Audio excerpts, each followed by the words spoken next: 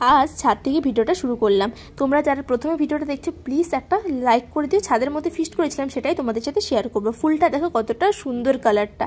চলো প্রথমে চালটাকে ভালো করে ধুয়ে ভিজিয়ে মাকে বললাম ভাতটা তৈরি করে নিই। এদিকে আমি ছাদের মধ্যে চলে গেলাম সমস্ত কিছুটা নিয়ে। আমার তো পিকনিক করতে ছোটোখাটো ফিস্ট করতে ভালো লাগে, তোমাদের কার কার ভালো লাগে প্লিজ কমেন্ট করে জানিও।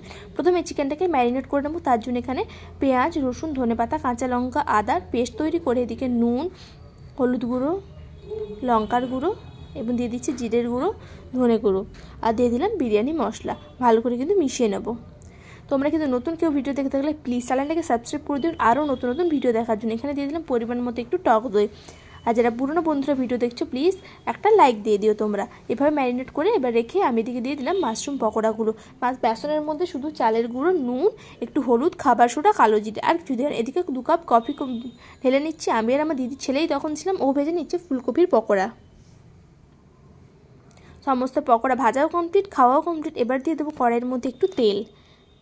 আলুগুলো দিয়ে দিলাম। বিরিয়ানি আলুগুলো আমি একটু ভেজে নেব। একদম তোমাদের সহজভাবে দেখাচ্ছি যাতে তোমরা ফিস্টে গেলে একদম সহজভাবে বিরিয়ানিটা করে নিতে পারো। একদম খুব সহজভাবে, একদম সময় কম লাগবে। একবার বাড়িতে এইভাবে বিরিয়ানি করে খাবে কিন্তু দারুণ লাগে। আমি কিন্তু একটু জল দিয়ে আলুটাকে একটু সেদ্ধ করে নিয়ে ভাজা ভাজা করে তুলে নেব। যে তেলটা থাকবো তার একটু তেল দিয়ে এলাচ লবঙ্গ দারচিনি দিয়ে ভালো ভেজে নেবো যাতে গন্ধটা খুব সুন্দর যখনই আসবে ফোড়নে তখন ম্যারিনেট করা চিকেনটাকে দিয়ে দেবো। দিয়ে ভালো করে মিশিয়ে নেব যাতে কোনো রকম মশলার কাঁচা গন্ধ না থাকে। কষা হয়ে গেছে। আমি ম্যারিনেট করার সময় কাশ্মীর লঙ্কার গুঁড়োটা দেওয়া হয়নি, তাই এখন আমি কাশ্মীর লঙ্কার গুঁড়ো দিয়ে ভালো করে চিকেনটাকে কষিয়ে নেব। এরপরে এবার একটু ঢাকনা দিয়ে দেবো যাতে মাংস থেকে জলটা ভালোভাবে বেরিয়ে যায়। শসাটাকে ভালো করে ছাড়িয়ে নিচ্ছি। বানাবো রায়তা। তোমাদের রায়তাটাও খুব সহজভাবে বানিয়ে দেখাবো যাতে তোমরা ফিস্ট করতে গেলে তোমাদের কোনো রকম কোনো সমস্যা না হয়। শসাটাকে ভালো করে ছোটো ছোটো করে কুচিয়ে পেঁয়াজটাকে ভালো করে কুচিয়ে নেব। এদিকে ধনেপাতাটা ভালো করে কুচিয়ে নিচ্ছি।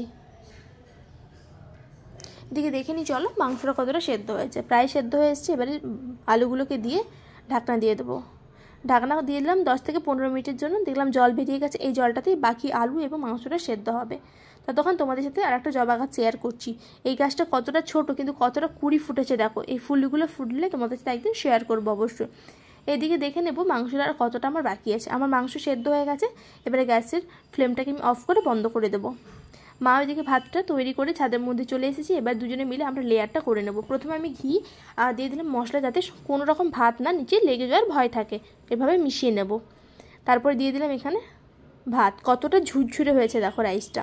এভাবে যেমন মাংস মশলা দিই সেভাবে দিয়ে আবার বেরেস্তা দিয়ে দিলাম। বেরেস্তাটা আমি করে রেখেছিলাম আগে। বেরেস্তাটা কিছু না, শুধু পেঁয়াজটাকে ছোটো ছোটো কুচিয়ে তেলের মধ্যে ভেজে নেওয়া। এদিকে একটুখানি বিরিয়ানি মশলা, গোলাপ জল, কেওড়ার জল, একটু দুধে কেশর ভেজানো। তারপরে দিয়ে দিলাম, ওতে একটু মিঠা তো দিয়েছিলাম কেশর গোলা দুধে। তারপরে একটু ঘি দিয়ে আবার যেমন আমরা ভাত দিই সেরকম ভাত, আলু, চিকেন দিই সেভাবে তোমাদেরকে ফাস্ট ফরওয়ার্ড করে দেখিয়ে দিচ্ছি লেয়ারটা।